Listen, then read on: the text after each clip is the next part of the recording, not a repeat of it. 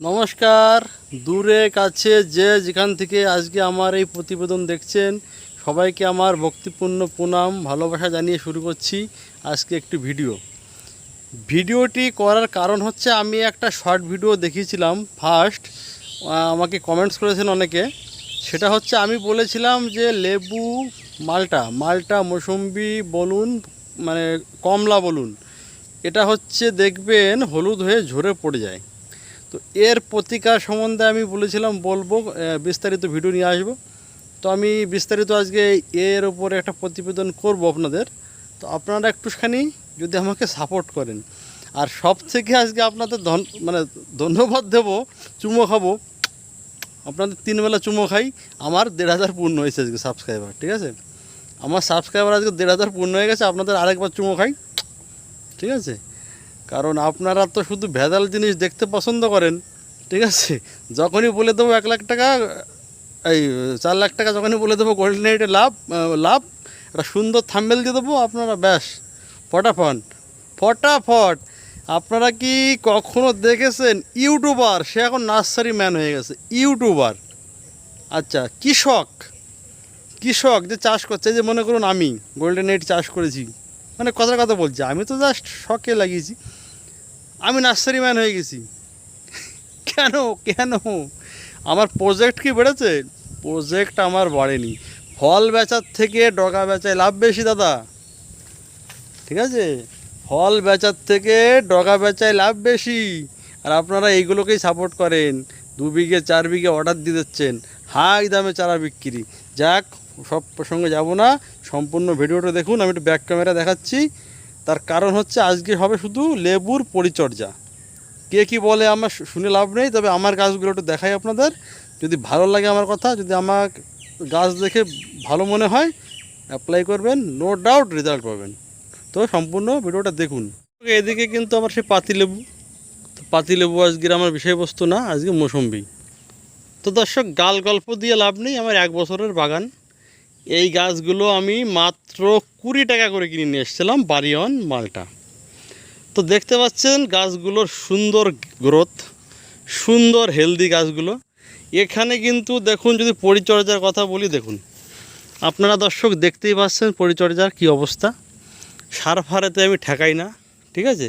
তারপরে দেখুন গাছ একটুখানি লিপম্যানের সমস্যা আছে, এগুলো ওষুধ দিও না, 100% এগুলো সলভ হয়ে যাবে। তো দেখুন, এটা সেই সিকি মালটা 1 বছরের বাগান। এবার চলুন আমরা একটুখানি ভিয়েতনাম দেখে নিই। তো দর্শক, ভিয়েতনামের তো কোনো জুড়ি নেই, দেখে মনে হচ্ছে বাতাবি, ঠিক আছে? ভিয়েতনামের জুড়ি নেই, দেখে মনে হচ্ছে বাতাবি, ঠিক আছে? এর যদিও ফল ড্রপিং কম, সব থেকে সাকসেস ভ্যারাইটি হচ্ছে এই ভিয়েতনাম।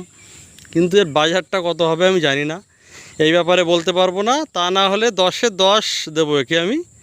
কিন্তু বাজারটা যদি এর সঠিক হতো, তাহলে 10-এ 10 দেওয়ার মতো লেবু ভিয়েতনাম।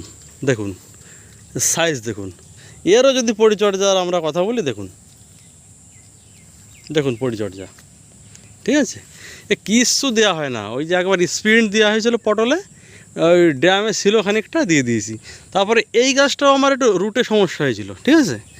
তো দেখুন আবার কিন্তু এটা অটোমেটিক কন্ট্রোলে চলে এসছে, তবে গাছগুলো খাবার চাইছে।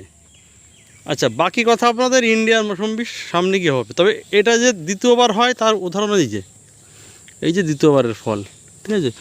ওই দেখুন এসছে, টুকটাক করে অনেকই এসছে দ্বিতীয়বার, আর এটা কিন্তু প্রথমবারের ফল। আচ্ছা, এবার চলুন ইন্ডিয়ান মৌসুম্বি 7 গুড়ি আমার কাছে আছে, আরও বাকি কিছু ভ্যারাইটি আছে, সেগুলো এবার ফল আসেনি। তো চলুন একটু ইন্ডিয়ান মৌসুম্বি দিয়ে সম্বন্ধে বলি। সব থেকে ফল ড্রপিং বেশি হয়, দেখুন এগুলো আবার ছোটো এসছে।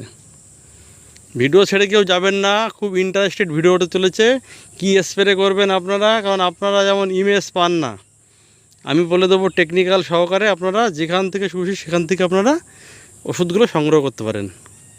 এই যে হচ্ছে সেই ইন্ডিয়ান মৌসুম্বি, এরও কিন্তু সিকি চিহ্ন আছে।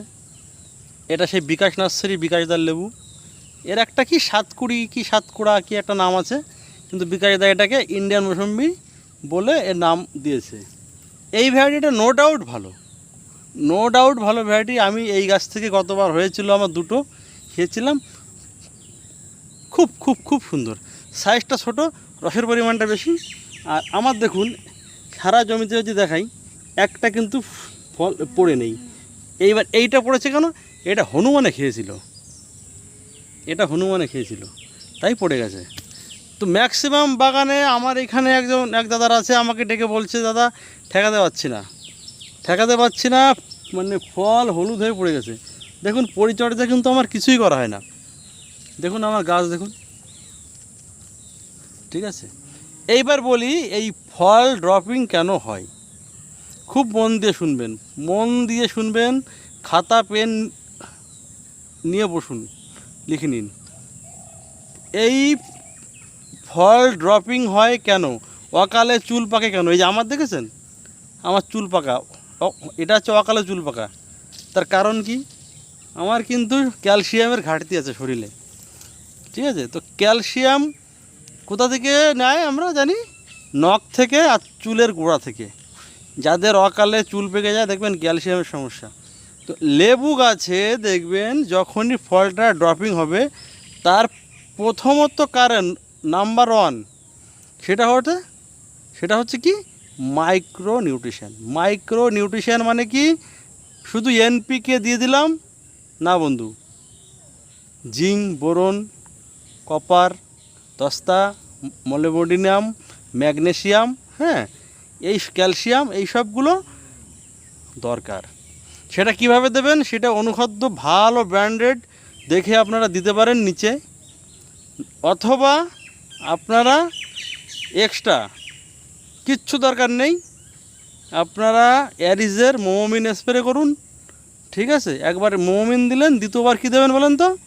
এফএমসির ক্যাশবো কী আছে, জিঙ্ক আছে, বোরন আছে, ক্যালসিয়াম আছে। আপনার ফলের সাইজ ঠিক হয়ে যাবে, ঠিক আছে, ফলটা শাইনি করবে। আচ্ছা, দ্বিতীয় যেটা বলি সেটা হচ্ছে ফাঙ্গাস। এবার ফাঙ্গাস আমাদের কিভাবে ক্ষতি করছে? তো ফাঙ্গাস দেখবেন বিশেষ করে অনেক নার্সারিম্যান বলে, ম্যাক্সিমাম লোক বলে, ফাঙ্গাস বন্ধু ভালো করে শুনুন, ফাঙ্গাস কিন্তু ক্ষতি করে কোন টাইমে?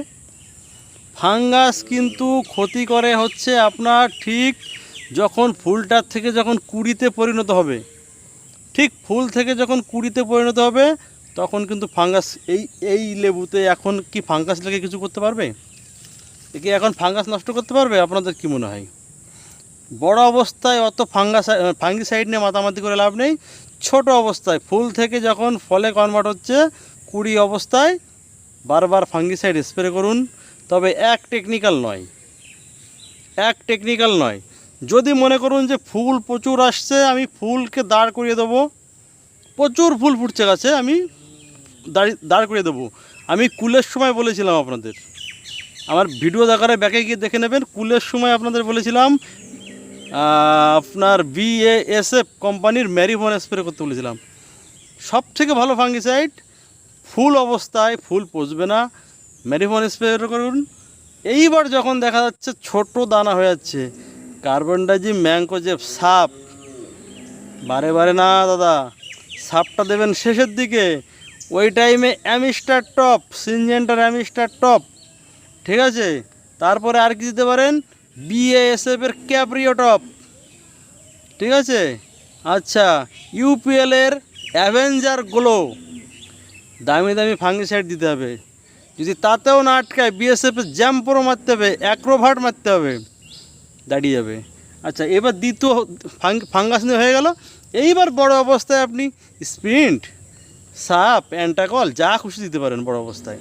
তিনি একটা কী পেলাম, মাইক্রো নিউট্রিশন। দ্বিতীয় নম্বর কী পেলাম, ফাঙ্গাসাইড। তৃতীয় নম্বর কি বলবো, গাছের রুট, নিমাটুর লাগতে পারে। পটল দেখবেন তুলসী হয়ে যায়, বেগুন গাছ তুলসী হয়ে যায়, তার মেন কারণ হচ্ছে মাটির নিচে এক ধরনের কৃমি থাকে যাকে নিমাটুর বলা হয়। তো সেই জন্যে যদি পারেন বছরে একবার বায়ারের ভলম প্রাইম যদি দাম বেশি মনে হয়ে যায়, এফএমসির মার্শাল আর নিম তেল গোড়ায় স্প্রে করুন, নিমাটোর সমস্যা মিটে যাবে।